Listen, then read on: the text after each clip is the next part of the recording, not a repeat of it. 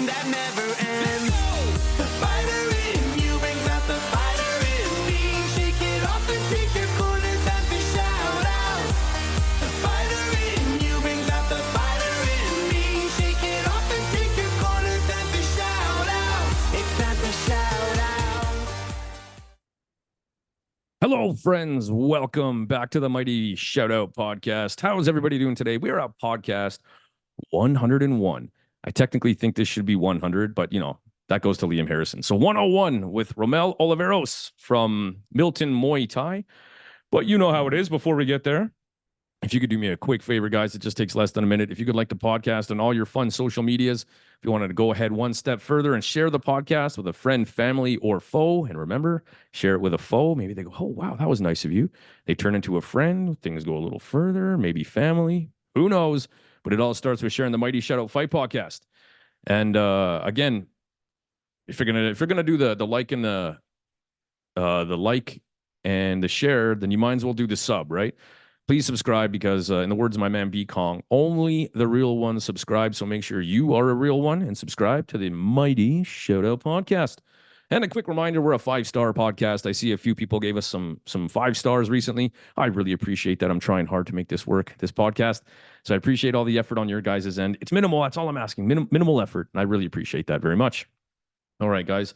I want to give a couple shout outs. Number one, to my man, Paul. If you look at my shirt here, I wore this on purpose. Oh, what? The good, the band, and the ugly. My man, Paul, up in Edmonton. Thanks very much for the shirt, pal. His band shirt, the good, the band, and the ugly. I appreciate it, man. The only thing I wish is you guys didn't support the Edmonton Oilers. I'm joking. You're from Edmonton. I really appreciate the shirt, man. Fits well. You got one on the way in the mail. I also wanted to give a shout out to Kyle Messenger. Thanks, man. We went out to the Airdrie tournament last weekend or the weekend before, and I had a few guys fighting. And by the way, thanks to you chaps for wearing your Shoutout Podcast shirts. But I had to leave. It ran late or started late for the adults. It's normal. It is what it is. But I just couldn't stay that long. And one of my instructors, Devin, was fighting, and I wanted to be there for him and Aiden. But I want to thank Kyle for helping Devin out in between or while he was competing there at the tournament. And just coaching him along the way. I really appreciate that, man. That's how this whole thing works. What else we got here? The crew at Muay Thai in the Park. First of all, out at Sherwood Park, Lumpayu, Sherwood Park. So my gym itself only had one competing. Congratulations, Mighty Mason, on your win. But I think Lumpayu, Calgary had 6 or 7 altogether. And we also had some newer coaches go and take the reins without training wheels this time. So no senior coaches, myself or Chris McMillan. So it was them, and looked like a heck of a day. Everybody did well, and a heck of a lot of Mighty Shoutout Podcast shirts. Thanks, guys. I appreciate that. Quick shout out to standout Canadian boxer Angelo Habib.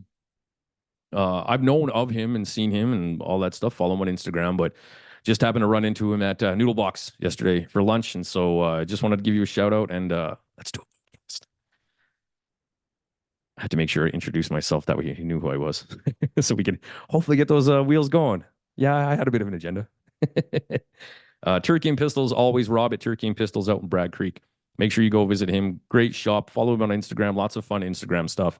And I'm thankful for his friendship and everything he does for me on the podcast. Kelly as well. Kelly, thanks for posting that video. I haven't held pads in forever. I appreciate all the fun, nice words and wearing this shirt all over the place. Kelly must be the Shoutout Podcast #1 groupie. Shout out to you, Kelly. Real quick, some shout out Army people. I'm not going to make this forever, but if you wore a shirt, and again, I only tried to do this off the top of my head in the last few days. I really want to thank you guys. So shout out to Quinn over at Dunamis, the Muay Thai in the Park crew, Jeet from Wolfhouse, Sahez from Elite, my man Chris McMillan, Lumpayu, Calgary, Kelly, Kate the Great Clements down in PFA, and Eric Thankagen from Silverback Martial Arts. I see those shirts, guys. I appreciate it. A couple fighty friends, Tyson Green, Jason Fenton, Dale from Top Notch, Kieran Kettle, and Kieran Walsh, or as Kieran Kettle would call him, Kieran number 2. I don't say that, by the way. But it is funny. And Eric Thankagen. Thanks, guys, for talking fights with me. couple events coming up. We have May 17th, Real Combat League in Edmonton. Shout out to one of my new best friends, Jerry Lou, who's fighting. On the 25th, Trial by Fire in Airdrie. And again, Kelly from my gym will be fighting on that one. So I think she's 5-0 and fighting somebody 6-0. So somebody's O's got to go. Don't make it yours, Kelly. June 8th, Team Smandich is having a smoker event here in Calgary. So make sure you get a hold of them if you're a little bit newer, trying to maybe dabble into the fight world a little bit. As well, May 15th, Mike Miles is having an event in Calgary. I'm sorry, I said May, that was June. And June 22nd, Muay Thai World Cup in Didsbury. Going to get on the road a little bit. So that's pretty cool. All right, guys. Real quick one today. I don't want to make these intros forever. And to be honest, me and by me and Rommel, I mean Rommel and I talked for quite a while, so we don't need a big long intro here. But listen, I did want to say it's my first time really sitting down and talking with him. I really kind of got to know him a little more. I mean, I'm not saying I got to know him. This is by far the most, this podcast here. But just at events and speaking online and all that good stuff. So I was really excited to do this one. And I just see crazy things happening at Milton Muay Thai. Between them fighting internationally, what's happening in their gym, the gym growing, them traveling to fight. They got cool swag. I like their color scheme.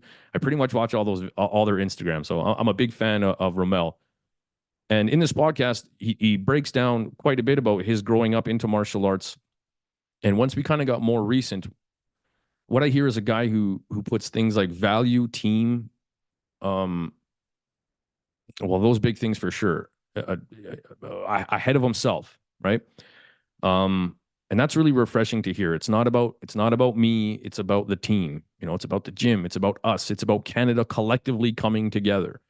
And I think that's really refreshing, needed, and not just in Canada. I just think everywhere. It's just what it is. So I thought this was a phenomenal conversation. And damn near went 2 hours. I'm hoping to do it again. Anyway, guys, that's that. Let's get to the podcast with the magic man, the main man steering the ship over at Milton Muay Thai, Rommel Oliveros. Let's go. Welcome back, fight friends, to the Shadow Fight Podcast. As you can see, look at that giant smile. I have the man, the magic man from Milton Muay Thai, Rommel in the house. Rommel, thanks for doing this, man. Thanks for having me. So, I mean, we've been trying to circle this wagon here for a little bit. I know you, as we'll talk, I'm sure you lead a very busy life, and I'd like to pretend I lead a busy life, but we finally were able to make this happen, man. Yeah, like, you know what? I'm looking so forward to this. I think we've been talking since December, January, around there. Yeah, that's right. And yeah, and I know since the new year, we've been like nonstop on the go. It's only now I'm actually kind of settled in. The past month, and just like settled in now for just to concentrate on everything else here. Beauty. Well, thanks for taking the time out of your busy schedule, man, to have a chat here. I'm pretty excited for this one. Thank you. So, and I'm excited. I'm excited to be here. Oh, I appreciate that. Hold on. Yes, sir. Oh, is he gonna do it? Uh-oh. Clark Kent takes it off. Oh, there it is. Shadow Podcast in the house. Oh no. Oh, shame on me. There we go. Now I feel like Superman. Look at that. Thanks, man. So I was just gonna say, I'm gonna be real. So I do want to discuss this, but East and West Canada, they have their own scene. So I have to admit that it was only during the COVID area that I really kind of became familiar with yourself and Milton Muay Thai. Now, since then, what an absolute explosion coming out of that silly era there, COVID. Before we talk about the gym itself, I was wondering if maybe you could break down your martial arts history, where that all started up until where we are today. Okay, yeah. I'm sorry. Martial arts history. Just as I just did. I apologize if I interrupt. If you say something, I'm just like, oh, hey, what's that about? I apologize if I interrupt. No, not at all. So I guess martial arts history. I was probably about 11 or 12 years old, doing Taekwondo. Oh, okay. Yeah, so I did Taekwondo for about maybe 4 years, if I can remember. Where was that? It was such a long time ago. Sorry? Where was that? That was in Mississauga, Jong Park Taekwondo. Okay. It was pretty much the only place like that I kind of knew about martial arts. Hmm. And back then, I don't want to, back then we had what you call the yellow pages, big thick sucker, What's right? that? And yeah, right. So obviously now it's like it's pretty cool because like everyone's on Google. Do a search, you find everything on Google. But back then, no man, I had to flip through pages. Martial arts, Miss Saga, Jong Park Taekwondo. That the biggest thing, I guess, because they probably paid the biggest in advertising Sure. fees, whatever. And reason why I got into martial arts because back I don't know if you remember back in the 80s there was like kung fu movies Oh yeah. every Saturday Sunday.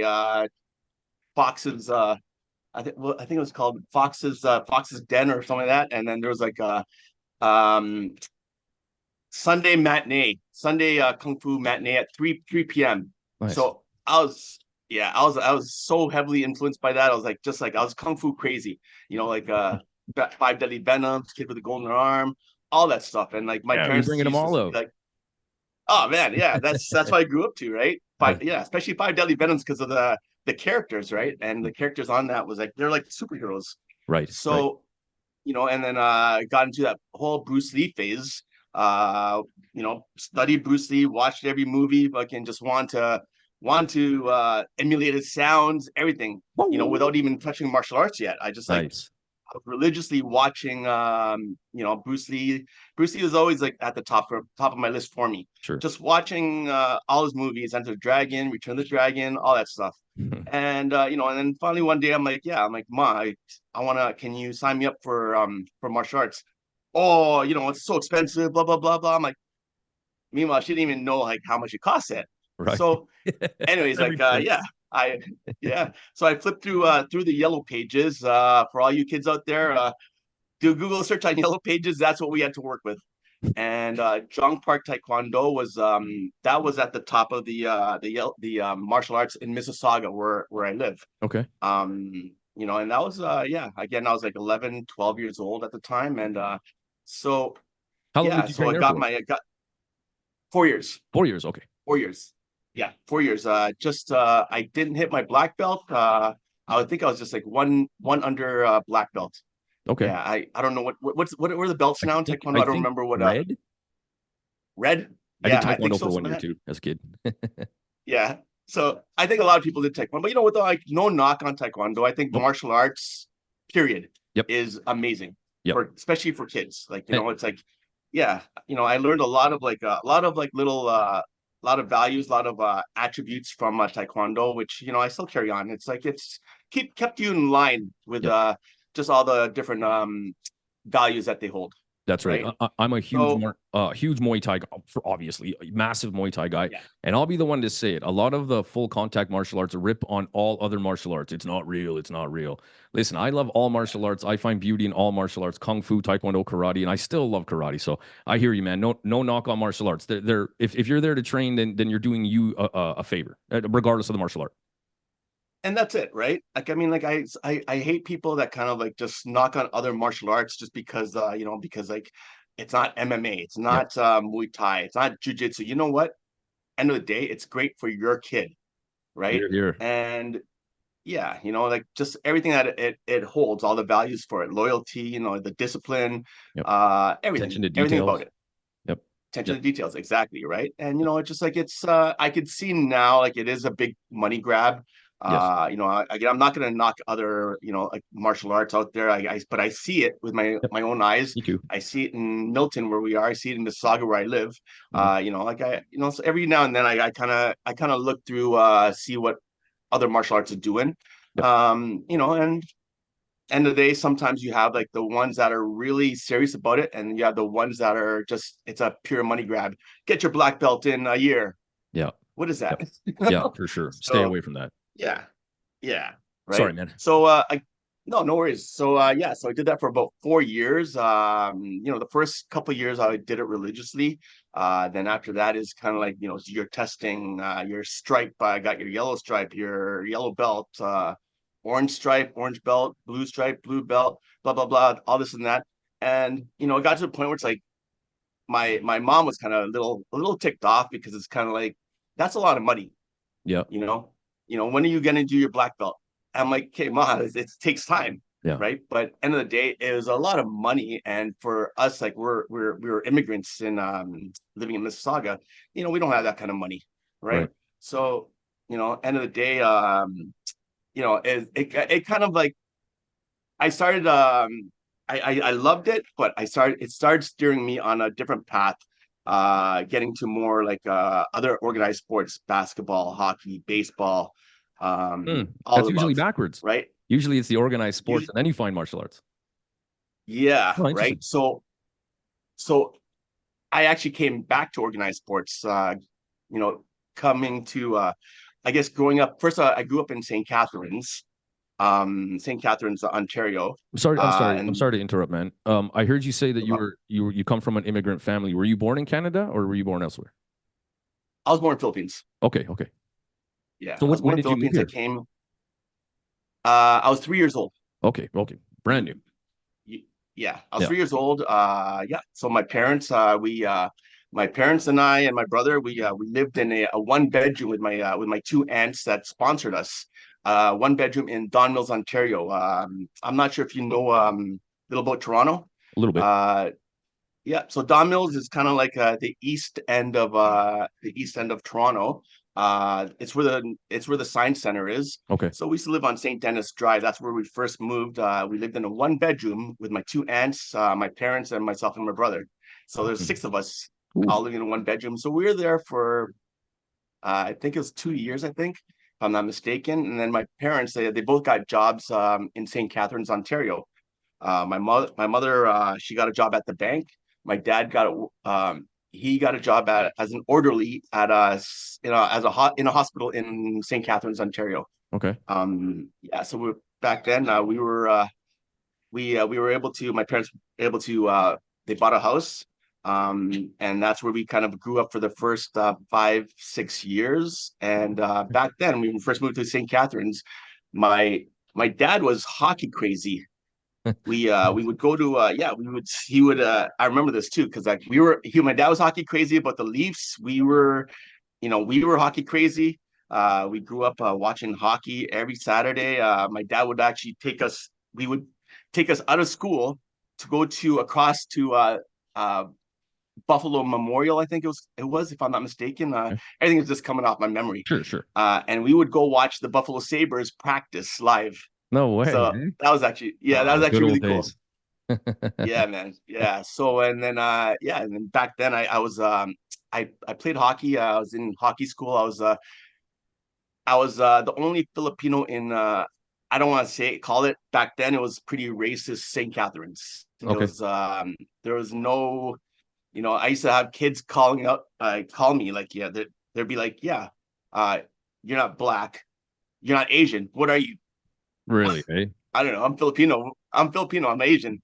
No, Right. you're not. Like yeah. So Huh. those were some rough times, but I had some really good friends. But every day we would, yeah, every day like there'd be like the neighborhood bully, that actually lived right beside us. Of course. Sorry, I'm kind of going off in little different tangents Hey, here, man, let's just chat. right? It's all good. That's it. Yeah. So, but anyways, hockey was a big part of our life. And then so this is where kind of where I started first dabbled into like any martial arts period kind of thing. So must have been about grade one, grade two. Either they were a new neighbor or they were just a neighbor that they lived like maybe two houses down from us. Uh on the way home from school, my brother and I would kind of walk separately from school. Like he had his friends, I had my friends. Sure. Back then, we used to walk from school. Like there's no such thing as school buses back then. We used to Right. walk like who knows? I think it was like 10-minute walk. I don't know what it was. Yep. Like I'm like looking back, I'm like, damn, I don't know if I could ever let my kid do that. Right. But back then, Yeah, we used to yeah. walk everywhere, right? Yep, me too. So yeah, right. So those times were a little different. We had this neighbor. He must have been about a year older than us.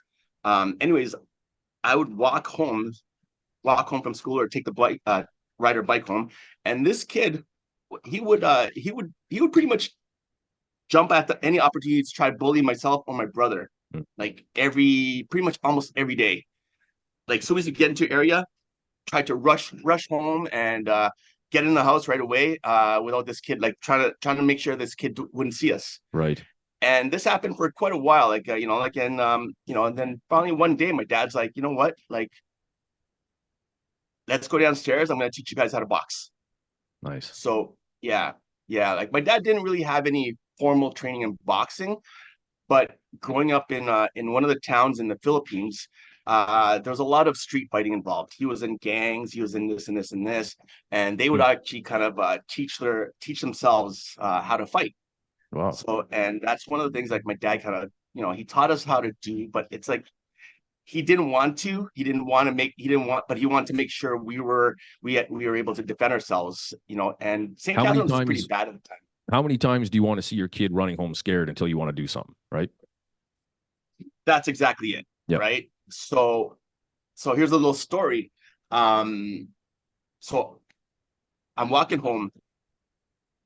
The next door neighbor, bigger kid, comes running out and catches me before I'm about to like hit my driveway. Starts pushing me, like just like calling me every name under the book, chink, fucking asshole, you name it. And then my brother's already home. I didn't know this, but my dad, he sees everything out the window. Tells my brother, go outside and help your brother. So my brother comes out, and the two of us, we gave this kid a beating, right? And it is a story I'm kind of proud of because like you're like freaking grade 1, grade 2, Yep. And you beat the shit out of this neighborhood bully. Yeah. Right. And end of the day, it's like kind of you look back and you kind of laugh at it. But it's one of those things like, man, it's like, if you grow up like that with bullies, it's like, man, it's like it's pretty scary stuff. Yes. Right. Yeah. I was one of them. Yeah. Yeah. So after that, my brother and I, we go in the house, whatever, and kid's crying. He goes home. Literally about half an hour after, all of a sudden we hear a big knocking on the door. And so anyways, I opened the door and it was the kid's dad. Big guy, big man, right? And well, I don't know how big it was. Like, you're a little kid, so everybody back then is like It's big to you, enormous, right? Yeah. Enormous, right? And it's like it's kind of one of those things. Like like I don't. I've told this story to like some of my students here and there. It's just not. It's something to be. I'm not saying proud of, I am. but end of the day, it's like my dad had to do this. So what happened was like this kid, this man, like the neighbor's father, he opens the door. Sorry, he's knocking at the door. I open it. And he starts yelling at me, blah blah blah. Is your dad home? Blah blah blah. Like going off on me, yelling at me. I'm this little kid. So my dad comes down the stairs, and my dad's like, "Can I help you?" He's like, "Yeah, your two boys beat up my son." Yeah. And my dad's like, he's like, so old school Filipino mentality is like they have this switch. Right? So my dad, like, he's like, okay, I'll be right there. Just wait outside. My dad tells me to close the door. So all right, close the door. And my dad's like, okay, go upstairs. I'm like, okay. My dad goes to the kitchen. True story. My dad goes to the kitchen, grabs like the biggest knife, Oh, boy. goes, walks out. And my dad's like, telling the guy, he goes, you got a problem with my boys? Yeah, they're blah, blah, blah, blah. He's going off, like saying, like, as defending his son. And goes, listen, talk to your son. Your son bullies my kids every day. Now, if you got a problem with them, you got a problem with me. Okay? Now, if you have a problem with me, we can sell this right now. My dad's like waving this big freaking butcher knife. And he's like, the guy's just backing off and everything. And it's like, it's like one of those kind of vivid memories that you just like it's something like it's pretty much one of the only things I kind of still remember about childhood, right? So yeah, so anyways, after that was the end of the bullying. Nice. It's like I don't know whatever happened to that. I don't know if the neighbor's dad gave his son, I don't know, whatever. Right. But anyways, yeah, my dad, that was the first time I kind of like, whoa, like Right. my dad's fucking cool. But I would say that is something to be proud of and a feel good story. Again, somebody who came from bullying. Once you kind of feel that conclusion happen, it's freeing. Like Yeah. What a freeing experience, even as a youngster. And then if you think about it, when you look at I don't know. In my opinion, I kind of think we go too hard on anti-bullying, but whatever. But otherwise, if nothing happened, look at what happens to the youth nowadays who consistently get bullied and nothing happens. Something bad Oh happens man, to them, whether they do it themselves or something else. it's a different time these days. It's a different time and age, you know. Yeah. It's like it's wow, like I feel for a lot of kids, you know, and we've had some great success stories at my gym, you know, Nice. kids that have brought their confidence up. You know, it's I'm not saying go out there and, you know, prove yourself, but they've developed a confidence, you know, and it's come to the point where it's like bullying's gotten pretty bad. Yep. So Yep. Yeah. I tell people as well that speaking of the confidence thing, that same thing. I was bullied every day and you know what, every day. Almost had to fight almost every day. And then I started taking karate, and then I always tell my karate students, guess how many fights I had to do then? And, 3,000, 19 million. Like, no, zero. I stopped staring at the ground. I stopped being a victim, and things yeah, just changed because I was confident. yeah, Something that had to yeah, be learned yeah, for sure. no. Oh, for sure. And you know what? Growing up in racist St. Catharines, I don't know how it is now. I'm sure it's probably progressed. It's Hmm. probably not the same anymore. Let's But hope. back then in the late 70s, it was bad. And every day, you know, like we got into fights because of like people calling us, you know, chinks and all sorts of stuff, right? Hmm. And my dad again, he taught us how to box. Again, I don't remember how good the boxing was, but he basically showed us how to use our hands and showed us how, you know, your regular 1-2 hook, Yep. you know, and yeah, you know, like so, you know, and Shout that out was to pretty dad. much That's our what dads do. first. That's it, you know, that's it, you know, and it's we you know from because of that it's instilled some confidence in us as well, right? And yeah, so I mean, you know, going forward, you know, moved to Mississauga, Ontario. Must have been about 10 years old, like 9 or 10, something like that. And yeah, and then that's when really started experiencing you know, the other sports, basketball, hockey, baseball. Basketball is like one of the big things in our life. You know, growing up Filipino, I'm not sure how the Filipino community is in Calgary, but down here, like man, like it's basketball is pretty much Oh yeah, it's big here. it's in our blood. Yeah. It's in our Yeah. blood, Yeah. right? So yeah, right. And then you know, and then again got into the whole martial arts thing, and that's when I started really wanting to develop.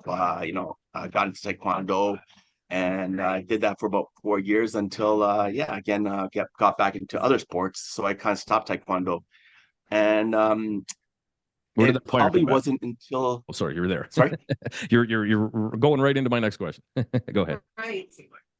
So I'm got in, and then through the years after, like it must have been probably just like my early 20s, I think. Yeah, 1920, early 20s.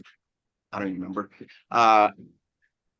Martial arts kept on it had a big effect on me, Hmm. but inside my head I want to go back, but I wanted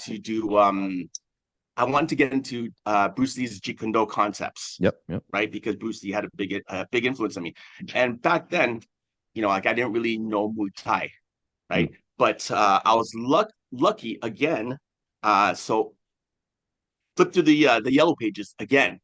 And this time, I looking through martial arts. This time, I had a broader range. I looked into martial arts Toronto. Okay. So in Toronto, you know, obviously there's a lot more to choose from, and lo and behold, there's a little box in the corner. JM Cali says Jeet Kune Do concepts. I'm like, what the fuck? Jeet Kune Do concepts here? No You kidding, know, hey? no kidding, right? Boxing, Savat, FMA, Filipino martial arts, Muay Thai. I'm like, oh, cool. You know, so I'm like, Hmm. okay. So I gave him a call and I rushed it over. And they were located in Rexdale, close to Humber College, close to the airport. Okay. So it's still Mississauga border / Etobicoke, Toronto, Okay. right? But it's the northern part. So technically it is Toronto in Rexdale. Got into that, and yeah, so I was there for literally a good 5-6 years at JM Cali. JM it stood for John Maidment. John Maidment was he was the Canadian director for Danny DeSanto's Filipino martial arts. Gotcha. Okay. Right. I don't know about all of Canada, but I know he was like kind of he did a lot of things from Toronto all the way to east, Nova Scotia, Okay. out east. Oh wow. Right. So we did Jeet Kune Do concepts, Filipino martial arts, Savat, boxing, Muay Thai. Muay Thai is what really caught my attention. And so for the first year, I did kind of like a little bit of everything. By the second year, all I wanted to do was Muay Thai, Muay Thai, Muay Thai. Okay. Right. What was and it? that must have been What was it about Muay Thai that got you? just the practicality of it. Okay. Yeah. The punching, the kicks, the knees, and the elbows, hitting the pads, Yep. right?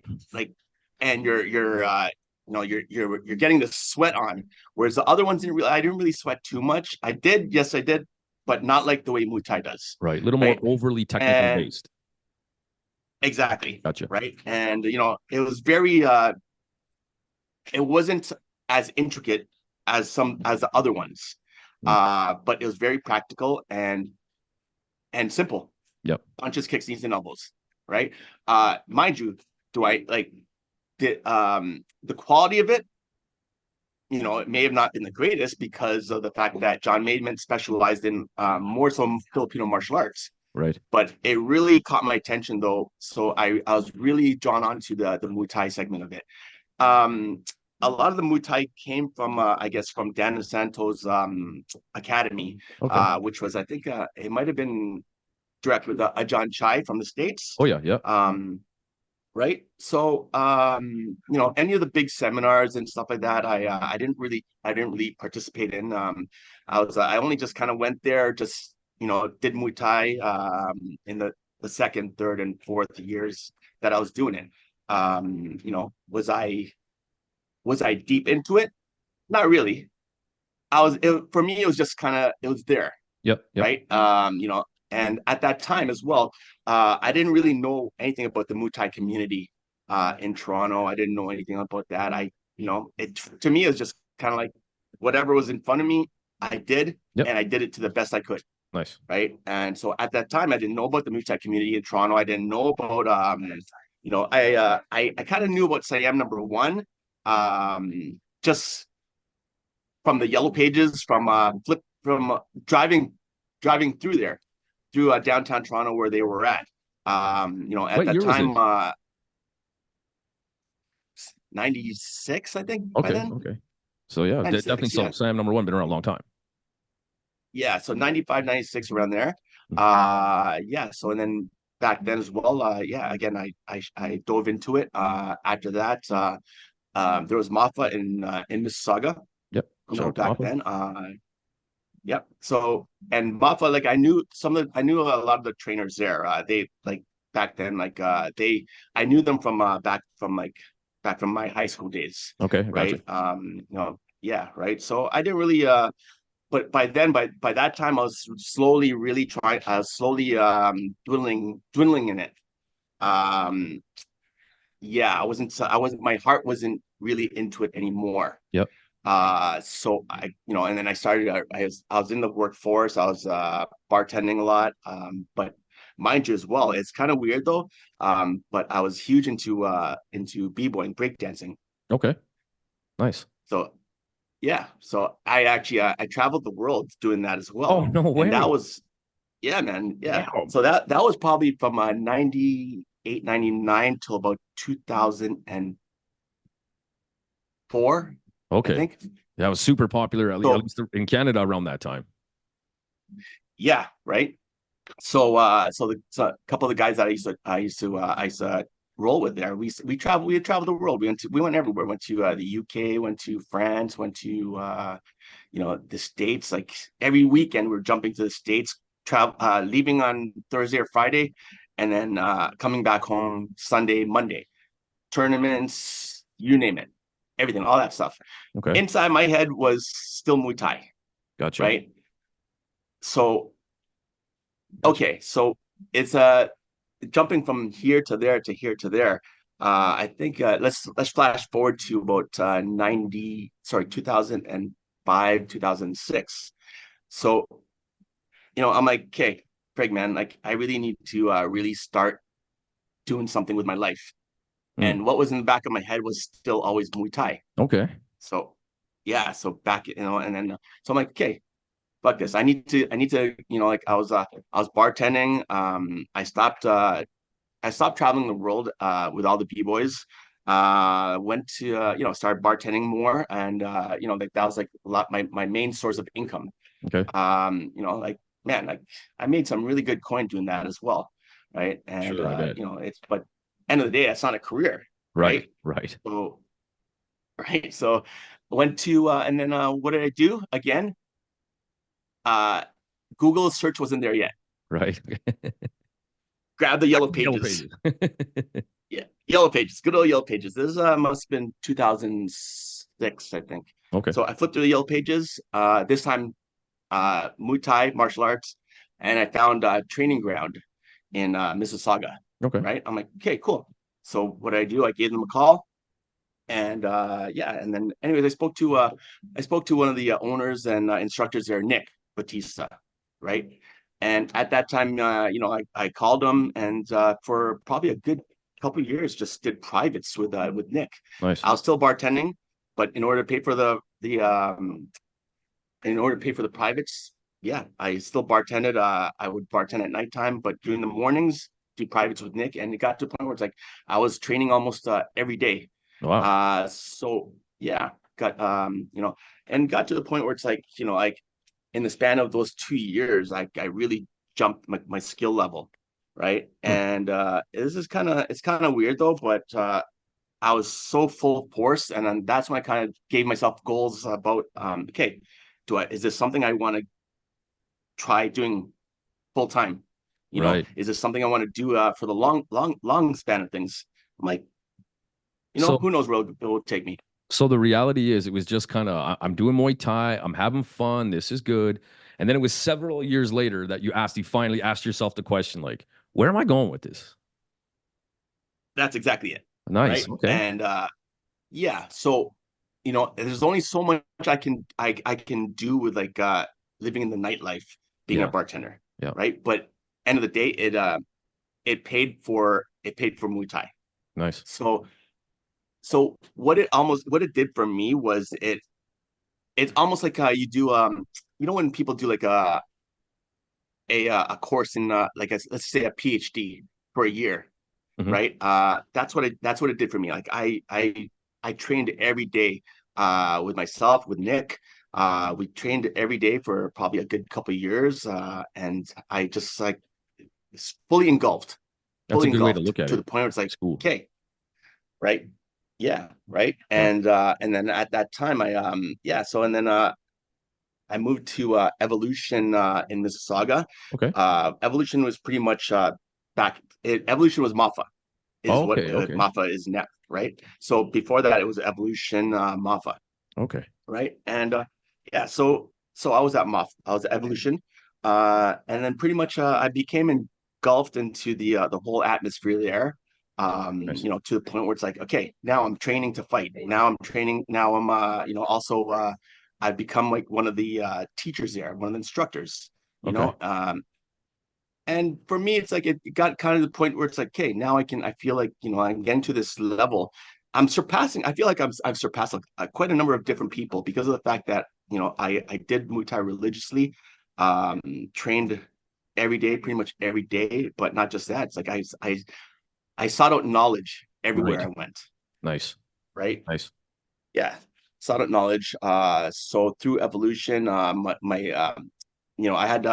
had three main training partners there, Manny Mendez, Rico, and Wally, right? Like people back then, they probably remember who they are. But Wally was my main training partner. So we were part of Evolution's fight team, blah blah blah, this and that. So, but Wally, what we would do, because Wally started work at 7 a.m., 6:30, 7 a.m. I would finish work at 2, 3 a.m. Right. coming off the bar. Right. So I would get off work at 2, 3 a.m. meet Wally at 4 a.m. Wally would be getting up for work, but we would meet at 4 a.m. From 4 to 6, we would train every day, just the two of us. Okay. Right. And Wow. we did this for God knows how long. Sometimes we had Manny come in, sometimes we had Rico come in, but majority of the time it was like Wally and I because of our schedule. And then so we would train from 4 to 6 a.m. Wally would go to work, be at work for 7. I think he was in renovations or construction at the time. I would go home and sleep. And then we would meet up again at 4 p.m. Right. I see. And so and then he would get off work and I would start getting up from sleeping or whatever it was, and we would be up. We would train again from 4, 5, 6 p.m. around there. Okay. And then we would repeat this every day. I would head to the bar 7 p.m., 6 or 7 p.m. and go to work, and Wally would go home. Nice. So we would repeat this every day, and we did this to the point where it's like, yeah, man, if I can like. And for me, like it was goal driven, and I just wanted to be like, I guess that whole cliche, be the best you can be, and that's what I really wanted to do. There right? you go, man. Nice. Hey, sorry, yeah. I'm sorry to interrupt you, Rommel. For whatever reason, for the first time ever, this thing's telling me to upgrade to pro, and we only have 3 minutes left in this conversation. I'm wondering, can we just ixnay this and just hop right back on that same link? Yeah. Sorry, man. I don't know what the hell's going on. All right, I'll do it right now. All right. No problem. All right. I apologize. So, but you can hear me? Yes, sir. Yes, sir. Okay. Awesome. I am recording everything. Good. I did want to say I do find that pretty interesting that you guys had two like opposite schedules, but still find a time to make it happen, and that's the way it's got to be. Yeah, we found the time. No knock on anybody's I guess training methods, but or whatever, like my old coach, instructor, whatever, this and this and this. But I that and the reality is, sorry, when we have a life like this, you have to do it off hours. That's just the reality of the sport we want to do, and no one's getting paid to train. You got to do it off hours. No, and that's it. We did it off hours. We trained each other. We held pads for each other. We did everything. Right. And we did everything better and better. Right. And it's funny because at the time as well, our old coach at the time, he would send us over to Siam #1 to get more training in with Suchart. Yep. Right. So, Suchart was never my instructor, my teacher, fully. Yep. Right. But we did go to him. Mm-hmm. We did go to him here and there. We probably went to him like maybe during that time, maybe about once a month for extra teaching, extra learning, and all that stuff. Sure. So Great and we could see our levels going higher and higher. Right. We would see all these we would see all these other guys training in the background, Simon Marcus, Matt Embry, all these other guys. Nice. And so got a lot of influences from all that. Yep. Right. It's we were grateful to go on the path we did. Right. It's what a for word. The extra learning. Yeah. For the extra learning, we went to Suchart for the extra learning. Yep. And and really happy about that because we got to experience the Muay Thai life at Siam #1. Yes. Right. When people always ask me, "Are you from Siam #1?" I'm like, "No, I'm not. I'm not." I mean, I said that. I'm not Siam #1. Yep. But I have learned from Suchart. Grateful for the John Suchart. Yep. Right. And all that stuff. Yep. So that was like a little bit of that, Suchart. It's funny because come to think of it, so we Wally and I and Wally, Manny, and Rico and I, we would train ourselves. We would and then besides our trainer during the day sometimes, but we would train ourselves mostly for fighting. We got into the ring X amount of times. Back then, because Evolution was we were under Waco kickboxing. Yep. Right. little bit of discrepancies between our trainer and Suchart at the time. Like there's a little bit of conflict here and there, so we weren't allowed to participate in their demos. Gotcha. Which had like Toronto was notorious for a lot of demos back then because Camtow it was defunct now. Yep. So we were under Waco Kickboxing, so we did basically K1. Yep. Right. Yep. But as for the as for the demos, so now Wally and I, who used to be our training partners, we would be these training partners. We would secretly go to these demos, and it was actually a really cool time because we got to experience some of this stuff on our own, right? Yeah. And at the time, again, if anybody back then found out what we were doing, I don't know, all hell breaks loose. Our coach at the time would be like, "Yeah, fuck this, you guys aren't allowed to do this and this and this, whatever." But I don't know, we found our way to teach ourselves. Nice. Right. Yep. Yep. And and I'm not knocking anybody. I'm not knocking whatever. But again, it's like and your story is your story. It doesn't have to be anyone else's. It's yours. Yeah. Right. Yep. But we had to find our own way. Yep. Our own way for knowledge, for training, and we did it the best we could. Nice. Right. And doing again, it that way, man, you're going to get a real understanding of what you're really looking for because it's you that has to go and find it, right? Instead of just just show up and it comes to me. That's exactly it, right? And and I still I still had a really great relationship with Nick Batista, right? Nice. So every so often I would go visit Nick. He would hold pad, he would train me, and my levels just kept on going up higher and higher and higher, right? Nice. And I guess it got to the point where let me see here. So 2013, so 2012, I was still at Evolution. 2013 is when I dabbled into opening my own gym. Okay. MMT, Milton Muay Thai. Yep. Right. Shout out to Milton Muay Thai. Thank you, and shout out podcast, man. You know what? Like I tell all the guys, like we're big supporters of you. I listen to you all the time. So yeah, Appreciate it, man. So anyways, when I opened up Milton Muay Thai, I literally started from scratch. Like I rented space from a big box gym. It was actually a really cool spot. I rented space for about a whole year. But everything was all a learning curve, trial and error. I didn't know anything how to run a gym. What I did know was how to run a gym was what I took from Evolution. Okay. And a lot of times what I did was I'm like, okay, would I do this? No, I would do it this way, right? Again, no knock on anybody, but I ran Milton Muay Thai the way I want to run it. Beauty. And you know what? And so March 18th was my first day. First 2 members turned into 4 members, into 6.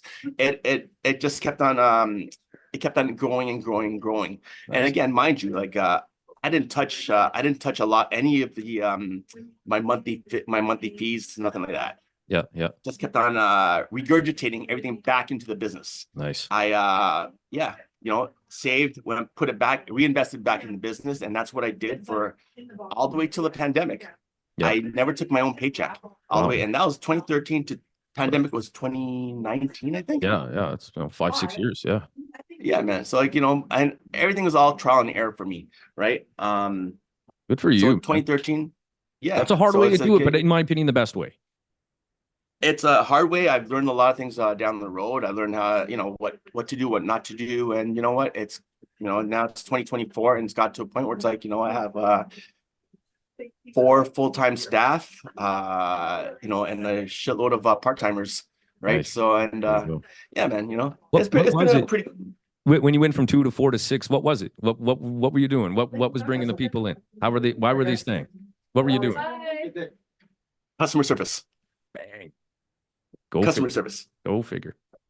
That stuff I learned from being in the hospitality industry, the bar industry, managing restaurants, and this and this and this.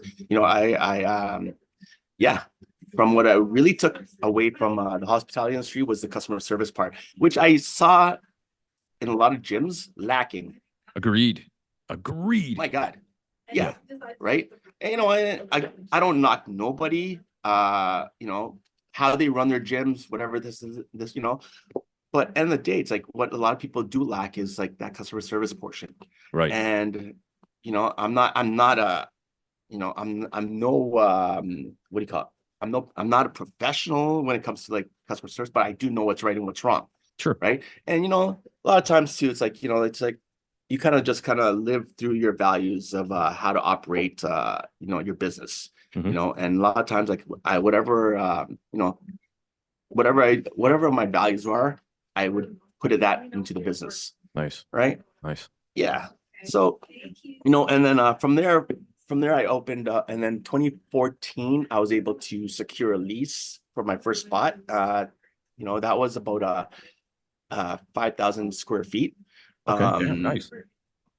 Yeah. So, well, half of that it was actually split. It was actually split between my brother who had batting cages Okay. and myself that had Muay Thai.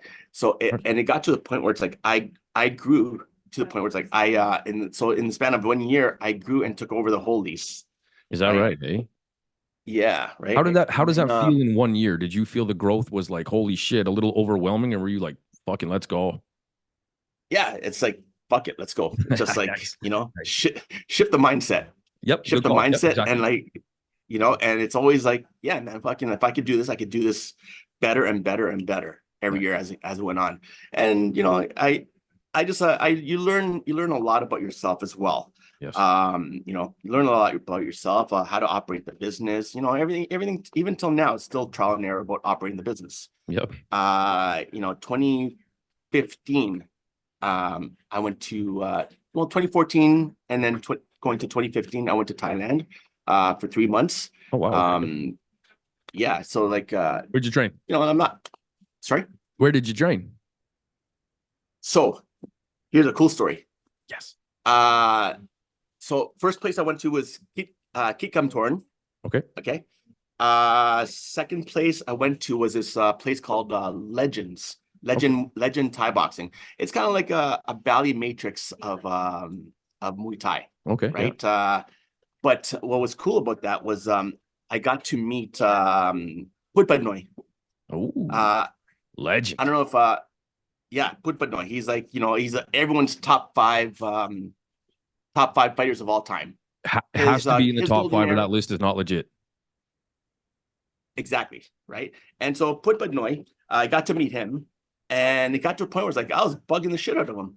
Train me. I was like bugging the shit out of him, and because he was contracted by Legend Thai Boxing, so he was kind of like the head honcho there. Okay. But he was all he was doing was like he was kind of like a contractor for Legend Thai Boxing. So they had all the pad holders there. They had the fighters there that were teaching people, teaching classes. But Putpadnoy was the one orchestrating everything. Okay. And so we became cool friends, and it got to a point where it's like, like I'm like, hey, I wanna learn more. So in the span from like I got there like probably November and stayed all the way till end of February, March, around there. Okay. Putpadnoy invited me to his house in Isan. Right, he lives in Bangkok, but he invited me to his house in Isan.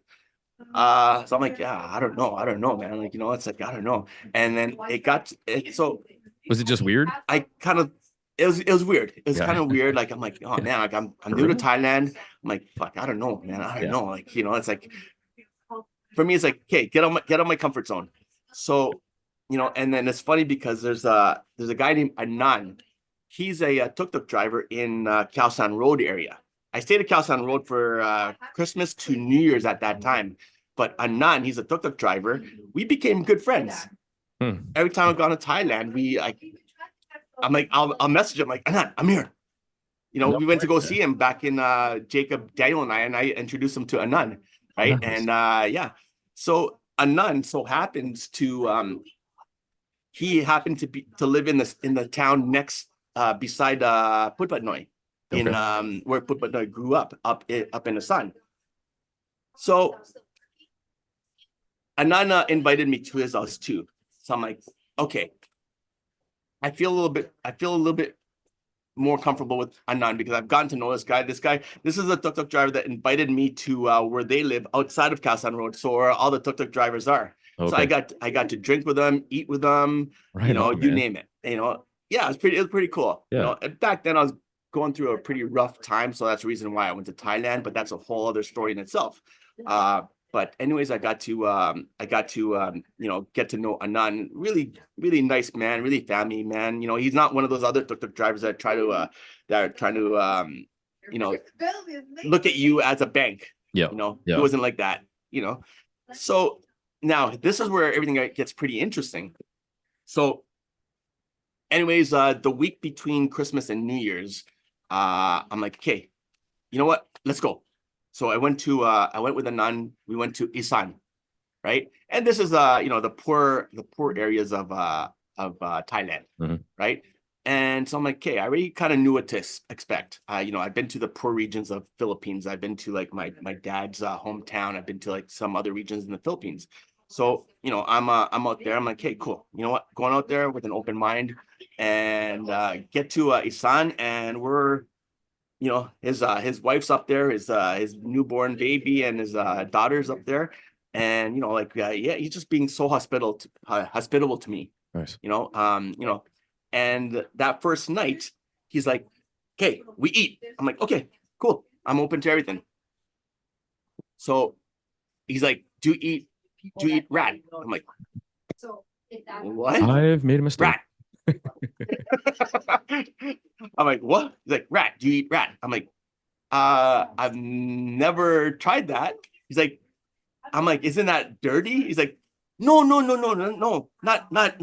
city rat, not the sewer. No, we like in broken English. No, we farm it.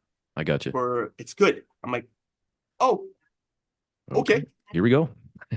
Here we go. So, anyways, yeah. So on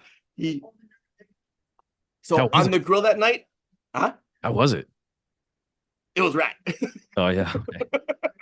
It was rat. And I was open to trying it. Mind you, I was open to trying this. And I'm like, I was having a couple of drinks in me. I'm like, okay, let's try this. But just seeing it on the grill, I'm like, nah, man, I don't know anymore. I can't do this. I can't. No, just try it. Can you So what he did was he basically just a big rat, right? Skinned and on the grill, right? And and he's like, no, it's good.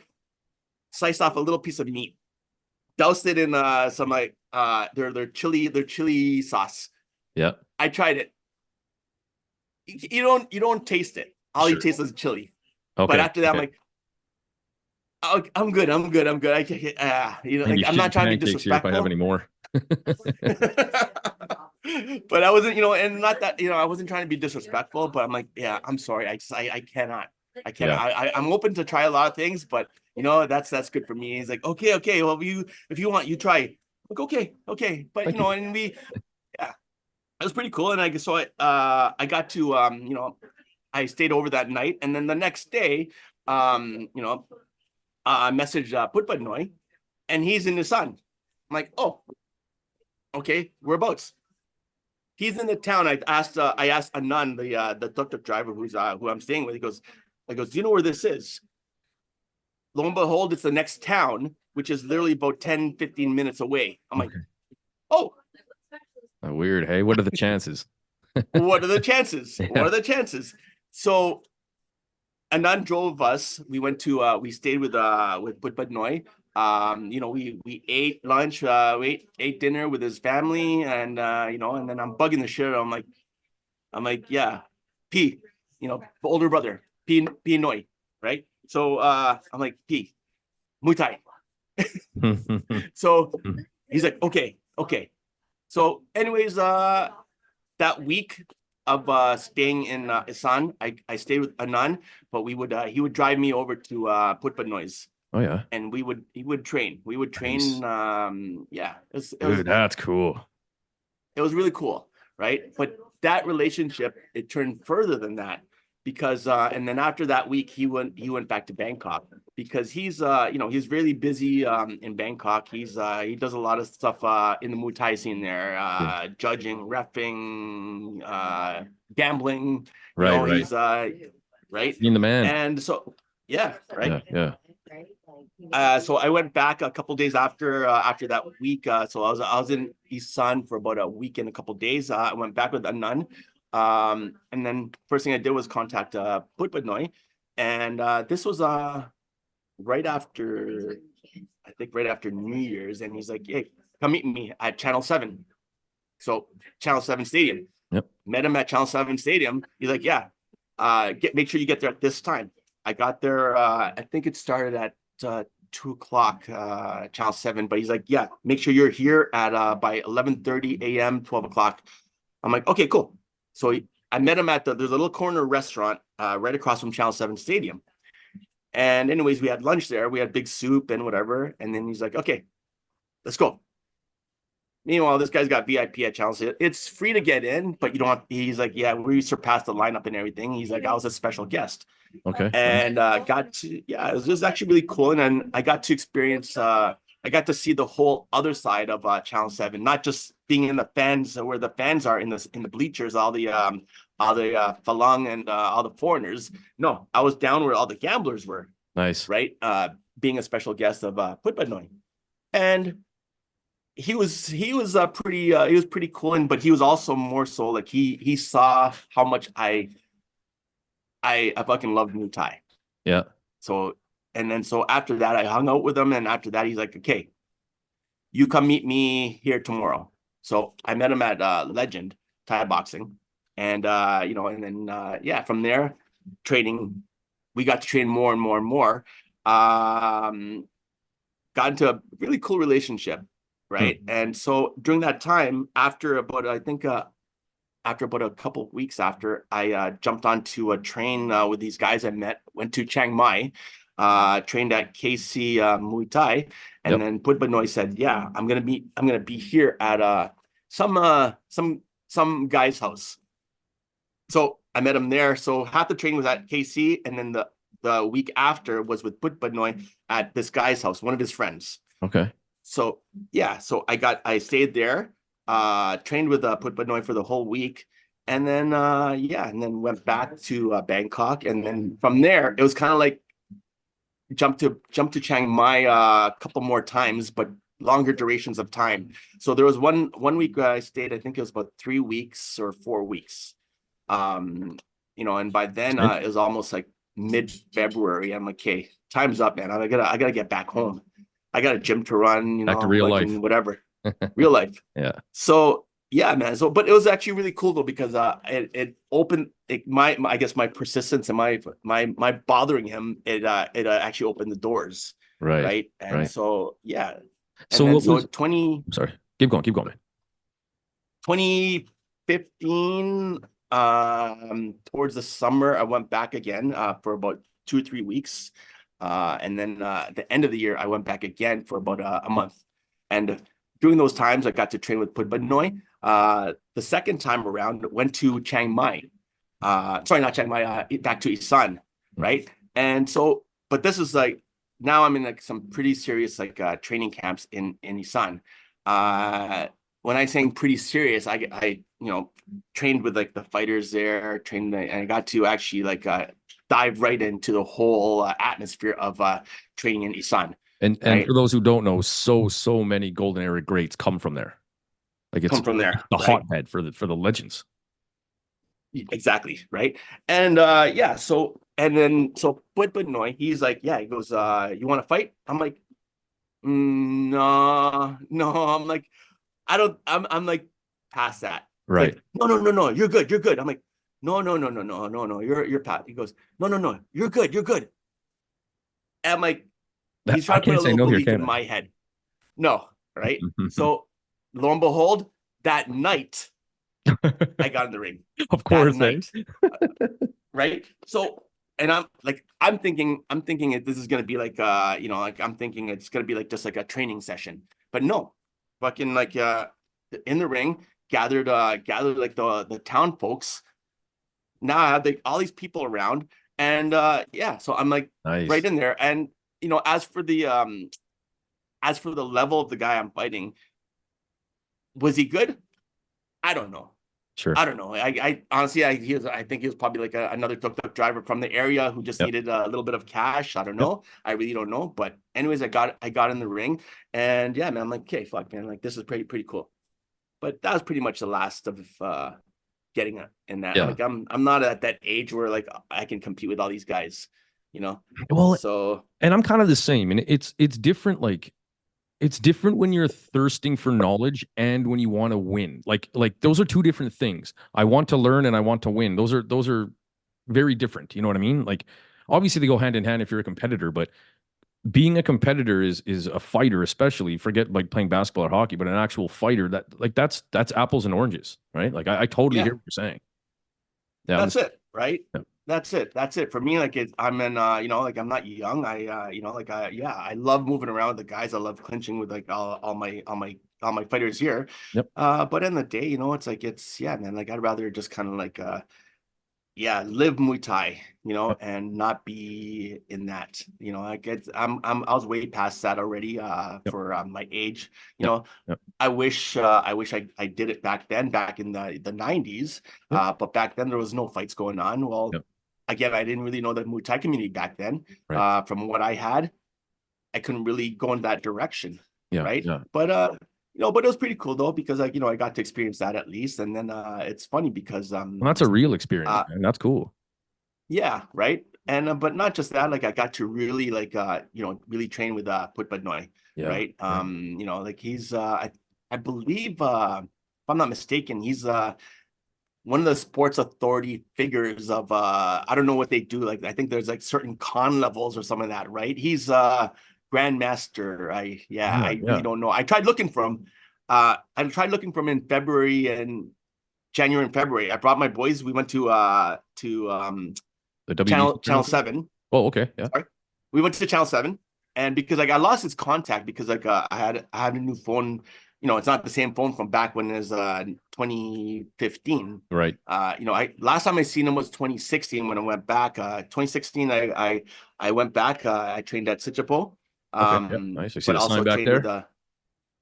yeah, Oh, yeah. yeah, there it is. And oh, actually that's actually Put Button right there. Ah, there you go. There he is, man. The legend himself. That's Nice. yeah, man. Put Button. Respect. So 2016, I trained at Sichapo, and then trained with Put But Noise still. Yeah, and then but besides that, that was the last time I was able to get in contact with him because I went back in 2018, and then I just went back just recently, January, February, where both times I tried to find him at Channel 7. It's funny because okay, I couldn't find him. I thought for sure he'd be where the gamblers are, and I would ask some of the people around me, and then they're like, no, not here today. I'm like, oh crap, okay. One of my coaches and one of my instructors, Clay's there right now in Thailand. He's coming home this week. Hmm.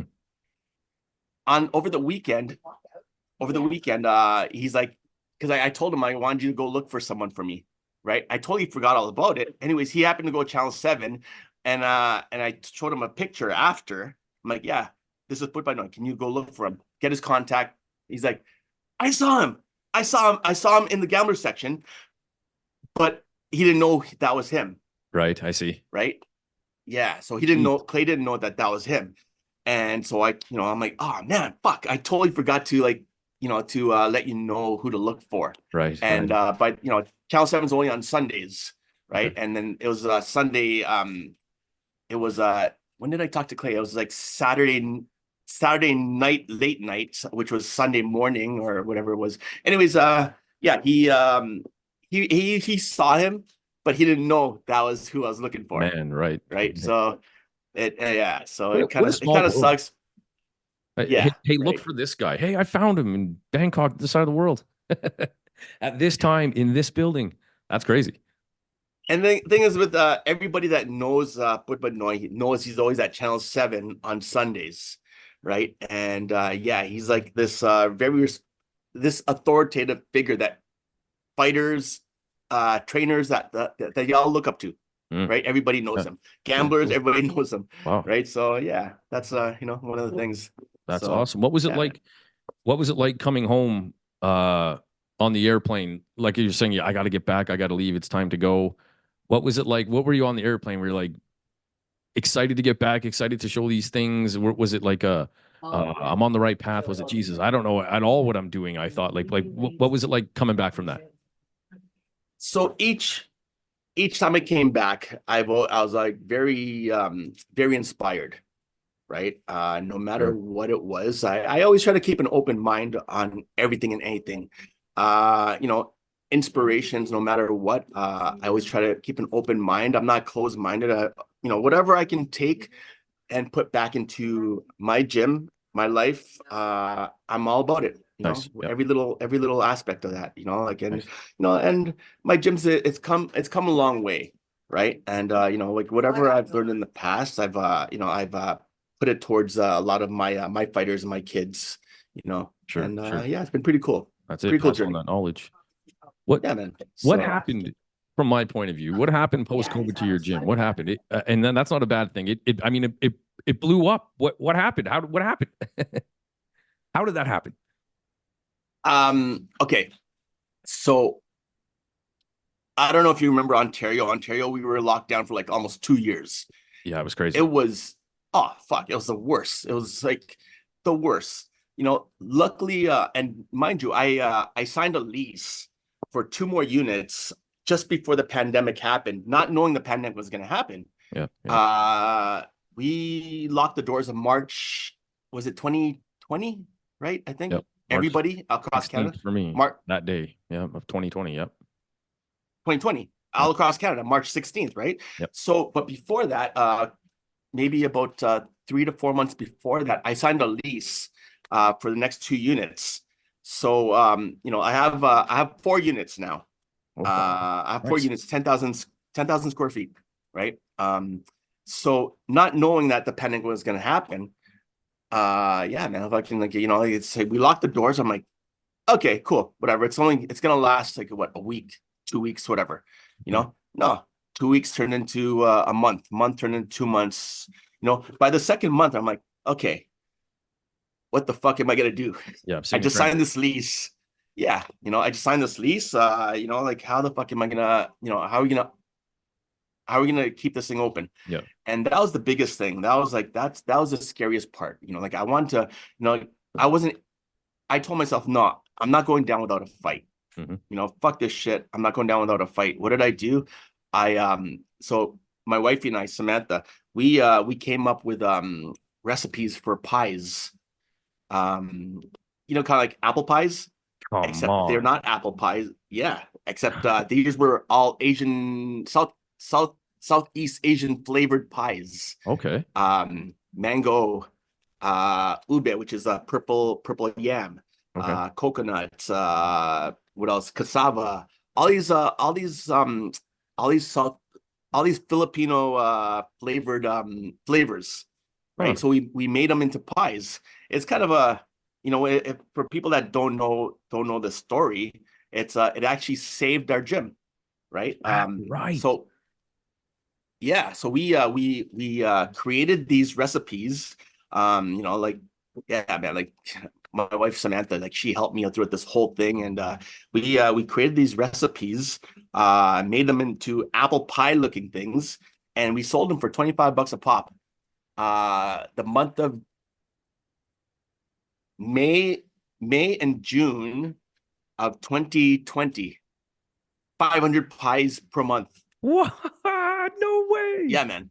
It Awesome. so, and by then, and SEBA, the government help, Yep. it didn't kick in till like August. Right. So we like, luckily, like, you know, our landlord he was able to help us in certain ways. You know, he was able to help. He wasn't that landlord who just fucking, like, he was just that greedy landlord. No, he was there to help us because he knew Nice. we were here for the long run. Right.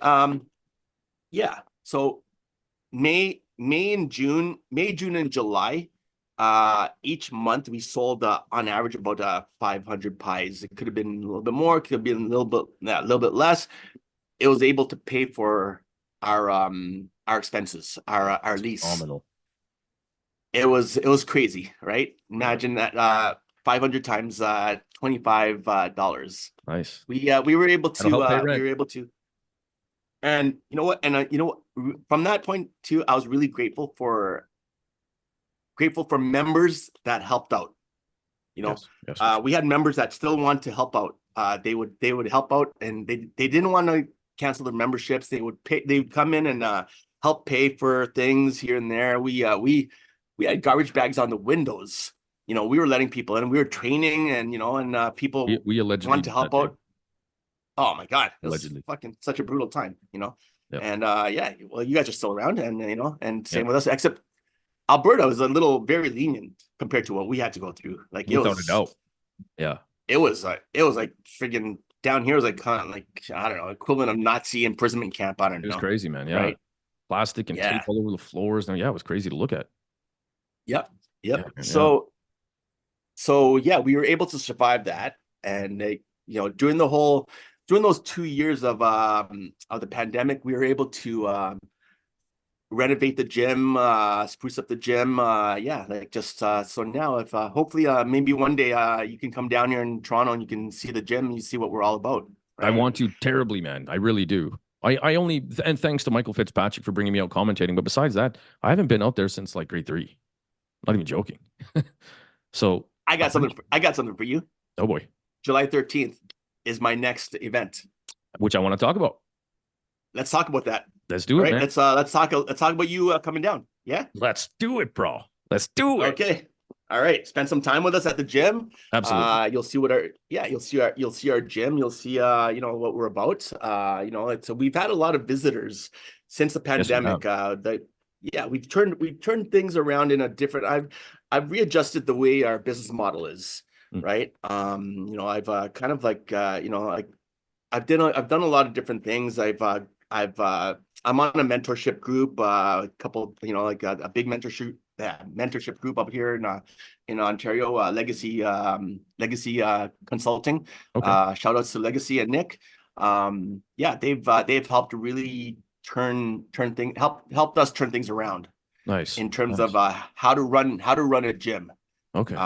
You know, a lot of trial and error, but Legacy really opened my eyes on a different format. Okay. And you know, from there we were able to I guess I don't want to say it, but confidently catapult the gym into the next stratosphere. It's obvious. I'll say it for you, man. It's obvious. Yeah, right. And you know, it's a collective effort from everybody here. The staff, the fighters, the coaches, we have like a collective effort here. And you know, that's actually one of our you know, that's one of our big things is our team concept here. Yeah, you know, together we're a team here. Together you know, two, you know, like let's just say, for example, five is good as one, but the five together is as good as one. Yep. I feel right. Right. So I mean, like it's an ongoing thing here every day, but everybody is proud to be part of MMT. Everybody that works here fights for us. The coaches, you name it. Right. It's nice to have people proud of your product, because then you get to be proud too. You know what I mean? Like that's a nice feeling. And that's exactly it, right? That's exactly it. You know, just before our meeting here today, I had a meeting. Every Mondays I have meetings with my managers, Samantha, my wife, and Camille, who's one of my longtime friends. We have meetings every Mondays, and I was telling them about, like, you know what, I want to going forward. We kind of got off the path, but I want to have a values meeting with the whole team, the whole staff. Nice. Right. And you know, like a lot of people that don't know values, you know, like I think values is a big part of what operates any organization, no matter what, whether you're whether a community, whether an organization, whether a business, whether you're a family, right, and your team, you know, values driven meeting. So that's one of the top things on the agenda. We have a lot of things coming up. You know, this whole summer, you know, we have our annual barbecue kickoff barbecue, kick off the summer barbecue, which is May 20th long weekend. We've done it in the past, and it's been a big success. We have Represent 3 in July. We have the TBAs in June, which is like, a lot of our fighters are going down. I think this year we North have American about staple. 12 or American staple. We have about 12, 13 fighters going down. August 10th, we have Jackie Bunton and Janet Todd coming in. We haven't announced it yet, but you're the first to know. Hey, yo. You're the first to know. Jackie Bunton and Janet Todd are going to be doing a seminar here. Oh, great. At MMT. Yep. Nice. And then, Let's keep it busy, man. Besides that, and usually in the summer's like, it's like, it gets quiet for a lot of gyms, but for us, it's like, it's really about, like pushing forward and trying to get busier. So, and like you talked about, just a mind shift. We all, me included, we all just go, it's summer, it's slow. Wait for September. But why, man, why do it? Oh shit. No, sorry, man. Can we do this stupid Zoom thing one more time? Sorry. So summertime, just don't accept it, push it, pump it, and have some seminars and stuff. You were saying. That's a great idea. Yeah. So like every year, I guess in the gym business models, usually July, August are the slowest times of the year, right? Families go away, kids are off doing other activities for the summer. It slows down. So, you know what you got to do? You gotta produce some projects in the gym. And then by the time September comes, September is your busy season again. And I feel September is probably busier than January. New start, new year. I feel September is probably the busiest time of the year. So September comes, you're back at it again, and you're everything's all heavenly again. Right. But you spent the summer tightening those links with your team already with your values. That's it. That's exactly it, right? So it's always an ongoing thing. And the way I see it is a lot of people don't do this, but you always have to reinvent the wheel. Yep. And it's always about reinventing yourself. Doing things that help, doing things that work, or get rid of things that don't work anymore. Right. Don't be so sticky. Be willing to change like everything else does. You have to change with everything. That's it. No, yeah. That's it. Yeah. Right. I agree, man. Nice. So, and then what people don't do is there's a lot of always goal setting, a lot of planning for the future. One of the things I've actually kind of really planned, I'm actually really proud of is, it's funny because my kids, they've had this nickname called the Termites. Back before the pandemic, back from 2017, 2018, we somehow coined them the Termites. They were probably the most notorious group of competitive kids. We would kill the TBAs, we would kill all these tournaments, kill the nationals, kill the provincials here in Ontario, and they were all growing up together. They're all like, at the time they were 9, 10, 11, 12. Jacob at the time was 11 years old. Justin, same thing, 10, 11. They all kind of grew up together. Right. It's kind of like, how Thai camps. Yep. Thai boys, they kind of grew up together. Right. It's my kids, they all grew up together. Like all of them, Daniel, Alex, Mateo, Justin. We have two brothers, Nathan and Russell. They grew up in the gym. They don't compete anymore, but sickest pad holders. Yeah, sickest pad holders. They're still part of this whole bond here. They're like this brotherhood. And they hold pads for the fighters. They're Nathan's 17, Russell is 15. But man, like all these kids that grew up here, they all hold pads like ties. Nice. And I don't know if you've seen some of our videos, but I've seen them all, man. I've seen them all. I promise. Thank you. I watch them all, man. Yeah, so all these kids grew up together, and that was kind of like my project back then, 2017. I'm like, okay, I'm looking at the future here. I'm like, okay, like one day I want one of these kids to hit the Olympics. Has Olympics happened? No. Will it happen? I don't know. Right. Who knows? But end of the day, these kids have all grown up together, and now they're all competing on like on the world stage, Yes. right? Yes. You know, Jacob's 16, Daniel's just turned 16, Justin 17. You know, their younger brothers, Alex, Mateo, Yep. they're 13 and 14. Roman's 15. And But making anyways, waves, man. Making waves. Those kids are making waves, unbelievably right? good. Right. And you know, they all started like back when they were like 8, 9, 10 years old. I don't do you know Olivia Basus, Yep. little girl? You bet. She started in our program. She started yeah, you know, like you know, her dad Tony and Olivia and her siblings, they all started from our program. Hmm. You know, like now Olivia's on a world stage. She's not with us no Yep. more, but they're on a world stage, Yeah. right? Good And on her. yeah, you know, amazing, Yep. right? Yep. Amazing Right on. stories, you know, and you know, nothing but good things about these guys. And you know, Jacob, Daniel, Justin, like, yeah, they're all at this point where it's like, you know, who knows? In the next couple of years, the goal is one championship, right? Right. And yeah, and right now they're going after everybody, you name it, Is right? that They're right, going eh? after everybody. It looks like it. Yeah, and yeah, as soon as they turn 17, 18, oh man, Watch there's a out. hit list. Watch out. There's a hit list. Ah, you watch. There's a hit list. You know, Nice. and you know, not that there's anything personal against anybody, but you know what though? There's a hit list of you know, and end of the day, man, like the sky's the limit for these kids. That's it. Sky's the limit, you know. And then Sure. we have on Sundays we have some of Team Canada that have been participating in IFA Youth. They Mhm. come here on Sundays, right? You know, now that the Basus family is back, they've been training here on Sundays. Nice.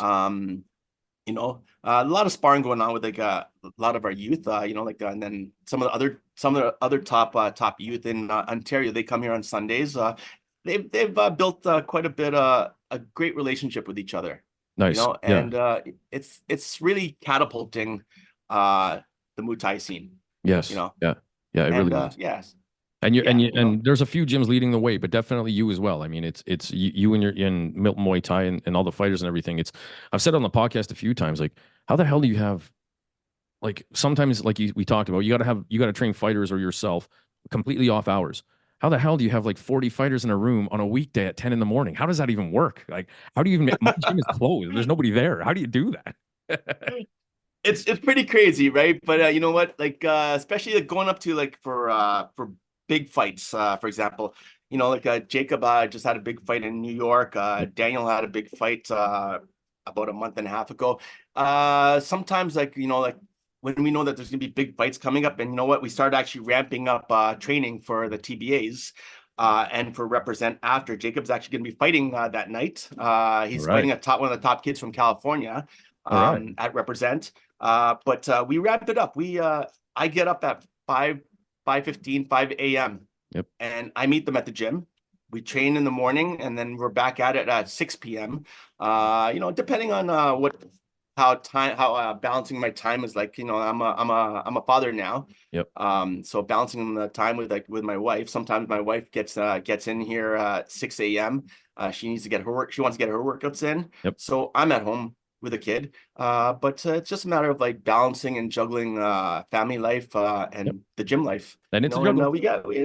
yeah. Yep. And you know, we have a pretty good thing going here, right? My wife, she's very fully supportive of everything and everyone that we do here. You know, she is a big part of the gym as well. You bet. Right? And just ran a half marathon, I saw. Yeah, man. Yeah, she did a half marathon. I told you, man. I see it all. I see it all. Sam, come here. Yeah, she just did a half marathon yesterday. Yeah, so proud of her for that. She, you know, like she's a full-time mom, and who does that? Who runs 21K? Okay. She Oh, does. there she is. Speaking of the devil, how are you? Hi. Congratulations on your marathon. You look like fun. Oh. Hey, how's it going? Good. I just wanted to say congratulations on your marathon. I saw a picture there this morning. How are you feeling today? Yeah. Honestly, better than I thought I would. Oh, good. So yeah, it was a hectic day, like a whirlwind of emotions, and Sure. it was just so wild. But yeah, the key, I think we tried to stay moving yesterday, so I think that kind of helped. But Nice. going up and down stairs is not my favorite thing today, that's for sure. I believe it. How long did it take? 1 hour, 58 minutes. That's disgusting. Anything longer than half, Yeah. not even anything longer than 10 minutes, I have no interest in doing. I'll take it off of things. Yeah, Okay, my goal was just sub 2, like 2 hours. That was kind of my Crushed it. goal. So, and like the morning was a bit hectic, like getting to the race and everything. So I kind of had it in my, I was like, look, if things kind of fall apart and you don't hit your goal, it's fine. You're still here, you're still doing it. But yeah, no, I was glad that I did it. So Smashed it. Wow, well done. Congratulations. Yeah, I put it Oh, on. we took Yeah. it off. Oh, Yeah, good. check it All out. right. Here we go. Here we go. So yeah. You gonna do another one next year? I'm thinking in the fall, possibly. Yeah. So there's another big one in the city in the fall. So I might do that one. We'll see how it goes. So yeah. Nice. Oh, and mind you, she's been getting asked by a lot of the females here to get back in the ring Oh with gosh. help with them. So Yeah, Yeah. be a body to kind of help them train and prep. We've got a really green up and coming girls team. Oh, good. So yeah, so I've told them, I was like, yeah, like I'll be a body for you guys to beat up and learn from. I'm happy to. So There you yeah, go. now that the marathon training is done, I can kind of go back to that for a little bit. There you go. Make sure you walk in the first class with that sweet medal I saw you won. Yeah, it was huge. These medals were massive. I couldn't that's all believe it. right. It's like hard to keep my head up after a while. Right on. Congratulations. That's great. Thank you. Hey, I won't keep you too much longer here, Rommel. And I know we're going on a little while here. no, honestly, man, I'm actually enjoying this, man. Like, it's like coming on to today, I was like, I really wasn't really too sure what to expect. I don't really do too many interviews. Gotcha.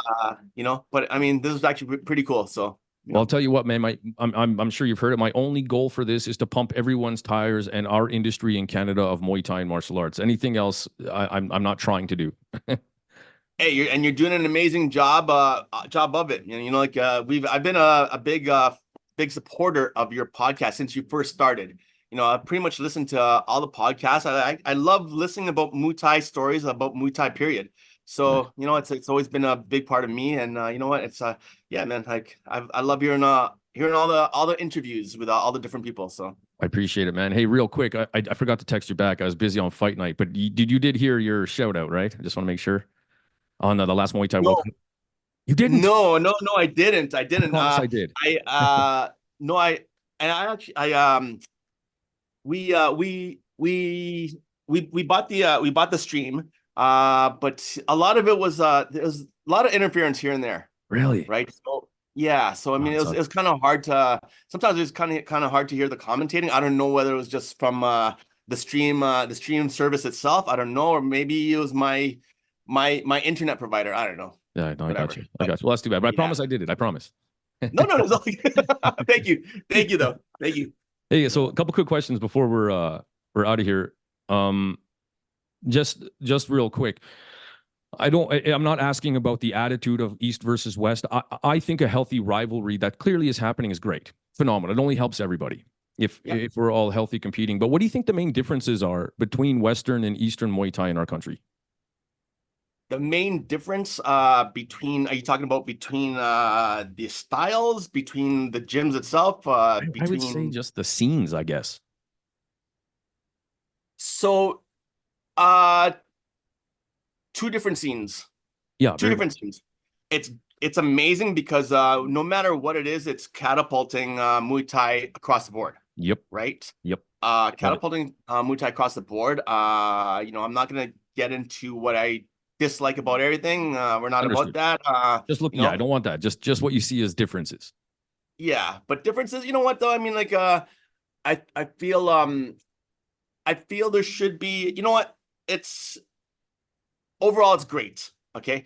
I don't know about the main differences, right? But overall it's great because at the end of the day, it is there's a big catapult for Muay Thai period. Yep. Right. I think for rivalries. Example, sorry, I was just gonna say, for example, I've spoken to somebody, I won't mention their name, but I've spoken to somebody else out there, and they said that Ontario is very IFMA heavy. Like most people or a lot of people are trying to get to the IFMA team, and it's just not very as popular out here as it is out there, it seems. So it's IFMA heavy because only because of the direction of Muay Thai Ontario, right? Okay. That's why it's IFMA heavy. I see. In the past, Muay Thai Canada used to be on the throughout throughout all Right. of Canada, just I guess before the pandemic, right? Yep. But Muay Thai Ontario, their head, their world head is IFMA, right? Okay. So that's the reason why it is IFMA Okay. heavy. That makes sense. End of the day, I feel anything to help people achieve goals catapults Muay Thai, period. Agreed. Right? Yep. You know, I know out west it's not really IFMA heavy, but that's only because there's no actual what do you call it? I guess I'm not saying Trials? sanctioning. Oh, I see what you mean. I was gonna say like trials, like tournament trials. We don't really do that. You know, No, you'd have no, to come to like Ontario to do that, right? sanctioning bodies, Yep. right? Yep. Sanctioning bodies, like governing bodies. Governing bodies, yes. Does that make Yep. sense, right? Yep. Yep. Yeah, you know, like down here in Ontario, there's Wacko Canada, Yep. which is a lot of kickboxing and K1 style. You know, like it's different rule set as in terms of like points and stuff like that. But end of the day, their direction is Wacko, Wacko. I don't know how do you pronounce it. Is that the world championships, right? Yep. Which Okay, I is see. towards K1 and kickboxing. Right. You know, like whereas Muay Thai Ontario, they're geared towards their world championships, which is IFMA, whether it be IFMA adults or IFMA youth. Yeah. That's what they're geared towards. There you go. That makes right? sense. And, yeah. So and then out west, I mean, that's you know, it's because again, there's no Muay Thai governing bodies all across the board. So it's kind of hard because Ontario gets a lot of exposure for that. Sure. You know, a lot of because of the fact that everything's all driven towards that one goal of you know, athletes competing in at the world stage. Well, right. and So we're a there's a lot of, massive country, man. Like this is the second biggest country on the world. Like we're so far apart from each other. Like really. yeah. Jason, 1 second. Yeah, man. Yeah. Sam. Sorry. Yeah. And then so I just feel if there was a little bit more correspondence between each province, Good let's call. just say, Yep. then sure. You know, one of the goals across the whole across Canada would probably be IFMA or whatever direction, you know. But I feel like you know, like I mean, it's kind of like the concept here that we have at our gym, you know. You know, two is better than one if two acts as one. Yep. Right. Yep. That's right. Yep. I agree. So if all 10 provinces and 2 territories or 3 territories, if they all correspond, I think Canada would have a beautiful nation competing at the world stage. Yep. Good call. Right. Yeah, every province, I mean, every city is a different rule set. It's ridiculous. Yeah, you know, and some provinces Muay Thai is not allowed. Some provinces there's no combat sports allowed. Some provinces we Outrageous. have a PSO, such as Ontario. Right. You know, out there in Calgary or Alberta, it's like the Wild West. Like, Yep. man, anything goes. You know, Yep. and man, I love Calgary. Oh, I love man. love Alberta. Just the rule setting there. But you know, that's a whole different tangent. Very Like, true. you know, like Yep. you can talk about this all day. Sure. Right. Sure. But end of the Either way, day- yep. Sorry. Go ahead. yeah, end of the day, I feel, man, like if everybody was like kind of like on the same page rather than I guess I'm not saying knock each other But instead of sometimes. competing with each other. Yep. Right. Yep. Then I think Canada would be a force to reckon with. Yeah. Good call. But that's my opinion. And by the way, I as I get to go out more east and have Eastern fighters come from mostly Ontario, I'm not trying to. I like the rivalry as long as it's healthy and it's for the right reasons that we're all building. So, you know. Oh, mind you, you know, it could be rivalries, but end of the day, I think everybody's Muay Thai level is getting higher and higher and higher. You know, for the world championships last September in Turkey, you know, I invited out Kobe That's Carr. right. Kobe Carr. Shout out to him. Can't and fight anywhere. That he kid came and he got that gold. And you know, people are like, yeah, how do you know Kobe? How do you know Kobe? Back in 2017, 2018 nationals, he friggin' like I think 2-3 years straight, he dismantled like my kids. Right. You know, he at the time he must have been what 11, 12, 13 at the time. And you know, I've been watching this kid from since then. He's fucking amazing. You know, you know, he competed. He competed against my kid Matisse, my kid Maddox, and my other kid Cooper, and all 3 he just like blew them away. I'm like, wow, you know. And Yeah. ever since then, I'm like, I've kept in contact with Kobe's dad, Yep. and invited Kobe out, and he came out, and like with the blessings of his Arashido, Yep. and he That's came great. out, and he was amazing. So And hopefully ultimately, when you hit the airplane to go somewhere else, you're all wearing the same uniform. that's it. That's it. Represent Canada, and be proud. That's one of the things at MMT. Be proud of who we're representing, That's right? it. And the day we're representing Canada, be proud. That's right. Regardless of where you're from, be That's proud, right. and yeah. We were So, during COVID, we were all on the same team. Let's keep that post-COVID. Let's all do this together. oh fuck yeah. Okay, good. All right, you get to give one shout out. One shout out only. One person. Only one person gets a shout out. Who's it going to be? I talking about fighter, talking about Anybody on the Anybody? planet. anybody on the planet. Well, I got to shout out my wife. Oh, good one. I'm glad you said that. Yeah, I have to say it out loud. I'm shouting out my wife, right? I have to. It's like, yeah, she inspires me every day. She's the backbone of MMG. She's the glue that kind of keeps everyone keeps me in check. There you go. Keeps Shout us out to together. Samantha. She's keeps my our kid what decisions for what's best for him. Yep. And she helps with all our decision making here at the gym. Nice. Besides that, shout out man. Look, there's a lot of shout outs. I want to shout out Put Noy. We've been talking about him for like a good hour. Yep. And Put Noy, if you hear me, if you happen to hear this podcast one day, I'm looking for you, sir. Nice. Hopefully I can make that happen. Because one of the things, like, I do want to bring him down, maybe one day. Wow. I want I wanted my students, Jacob and Daniel, to meet him in Bangkok when we went down. That didn't happen, but hopefully one day that we can make something happen. So Family connection to those close to you, that sounds super important to you. That's kind of what I've learned over the last hour and a bit here. very important. Yeah. Very nice, important. man. Very More- important. more needed in Family, this world. very important. Yeah. Very Yeah. important. It just keeps you balanced in life, keeps you in check, keeps you motivated and driven. Yeah. Basically, good call. this gym, what keeps me operating this gym like day to day is like my family.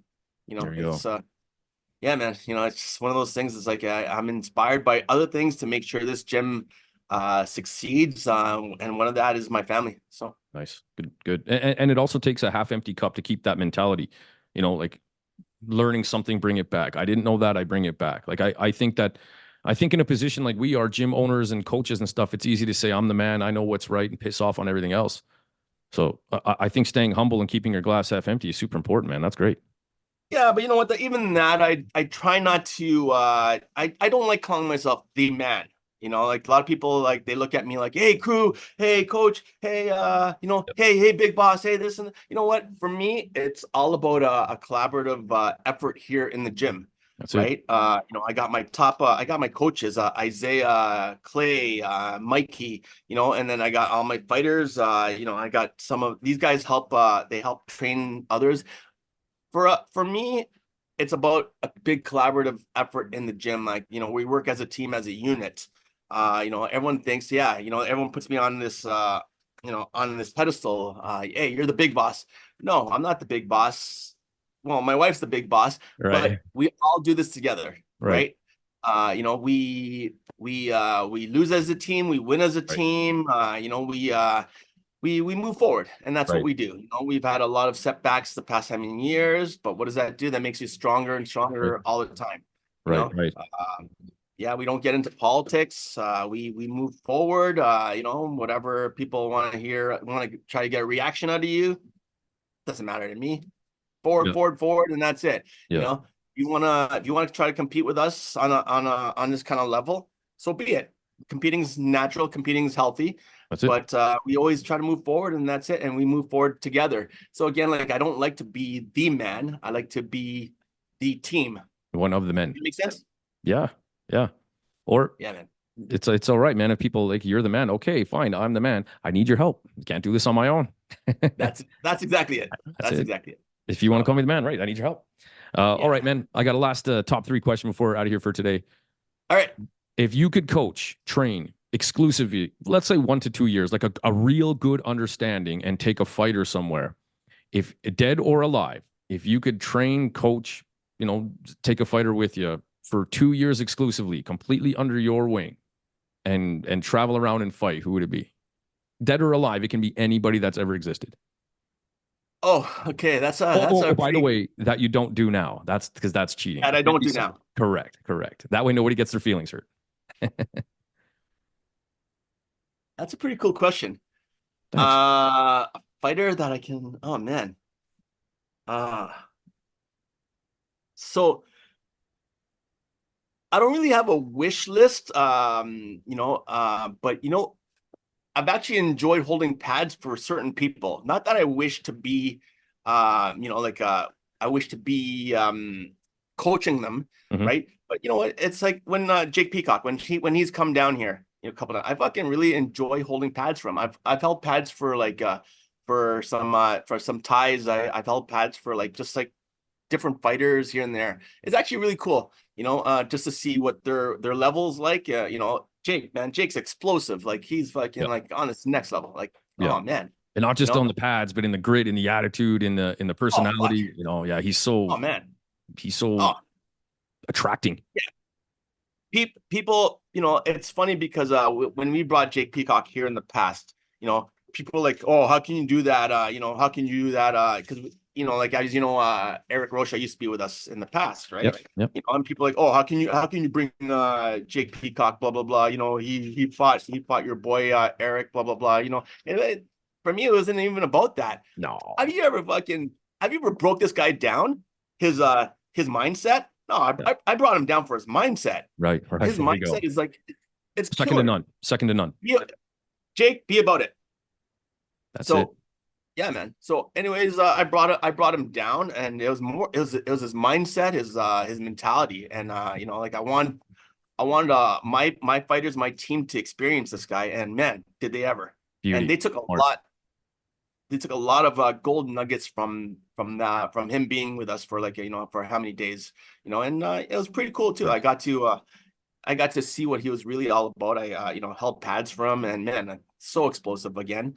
But you know what though? He very humble. He trained with us. He trained on a Sunday morning with us, with my team. Nice. He's training with youth, the top youths in in across the country, right? But end of the day, being at a professional level, I could see a lot of people out there oh man, why am I training with an amateur team? No, yep. he was he had an open mind. He wanted to train with us, nice. Which was actually really cool. Beauty. So, championing out of the ring. Yeah, man. Fella, sure. You got it, man. Who else you got? Yeah. 2 more. Man, Tawanchai came by. Ooh, we had a seminar with Tawanchai. Right. I was jealous. Tawanchai. Some FOMO. Yeah, man. And then just but you know what though, just seeing the level he's at, sometimes you kind of envision yourself, what if I was his trainer? Could I do better? Right. No knock on trainer Wang. Of course not. But I guess inside the competitive side, you're like, yep. Fuck, I could do better. That's it. Every coach probably says that in their mind, right? No, he's on a different level. Trainer Wang, man. Trainer Wang's awesome. He's without a doubt, nice. But you know what though, I enjoy. For me, I can't really pinpoint on who I would have loved to train for 2 years straight. But and I'm on such a unbelievable journey with my kids. Jacob, he's 16. He's been with me since he was 10 years old when he first started, and you see the levels of development.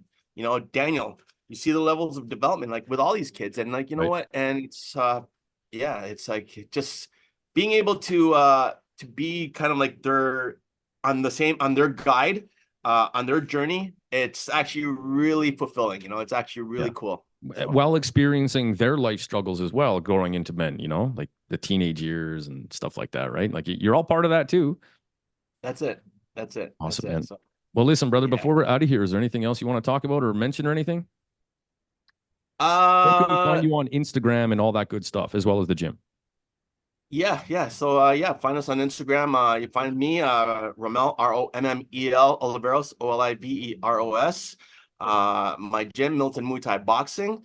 But besides that, yeah, no, like I've had a real pleasure of being on here. I hope I didn't bore you with my stories. Like, it's you have these a lot of cool characters that come on your podcast, and they got some really cool stories. I hope I didn't bore you at all, and I hope I'm not boring any of the viewers. No, man. No, you're one of them, man. This is I promise a lot of people want to hear this, and me. I was looking forward to this, man. This Really? chat. Yes, sir. Thank you. Yes, And you know sir. what? And you know what? I guess this is a long time coming. We've been talking, dabbling on this since January, February about me being on the podcast. And you know what? I'm grateful to you for being on here today. I'm grateful for you having this podcast. Like, honestly, like anything to catapult, bring Muay Thai to a different level. Whether it be even stories like this, like, I love it. I love it. Nice. I Thanks, man. love Thanks. this whole positive outlook on Muay Thai period, right? It's yeah, it's pretty amazing, pretty cool stuff. Thanks, man. So yeah, On man. on that same note, before we end here, you're the first guy to send me a message that was like, "Hey, man, I listened to the podcast." I was like, "Fucking way!" Yeah, I do. I was totally pretty do. stoked, And man. again, we look at that yeah, shirt. man. You know what? You like, yeah, just you came out of your way. You gave me this shirt. It's like, yeah, and little things like that, little, like I love it. Like, not that I go around asking for stuff, but you know what though, like, I would gladly support you anytime. And I tell all my kids, yo, listen to the podcast. You'll learn more. You'll hear stuff and learn stories about people. So, Yeah, exactly, man. Well, I appreciate it, sir. And listen, this isn't one and done. Anytime we want on, we talk fights. You guys got big things going on. Let's just hop back on. It doesn't have to be 2 hours. We can make it half an hour if you want. But let's just hop on and keep this going, man. I think of you as a friend, and I'm always looking out for you and your team and what you guys are doing. I'm a big supporter. oh man, thank you so much. Thank you. And yeah, and I look forward to seeing you in July. Yes, sir. 13th is July what the side, right? 13th. Yeah. Represents.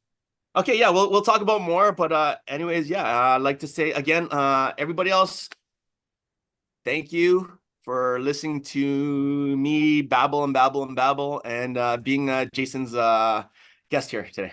Awesome, Thank man. you, Jason. Thank you, sir. I appreciate everything. Okay. I'll get this out right away, sir. Have a good day. Take care. Thanks again.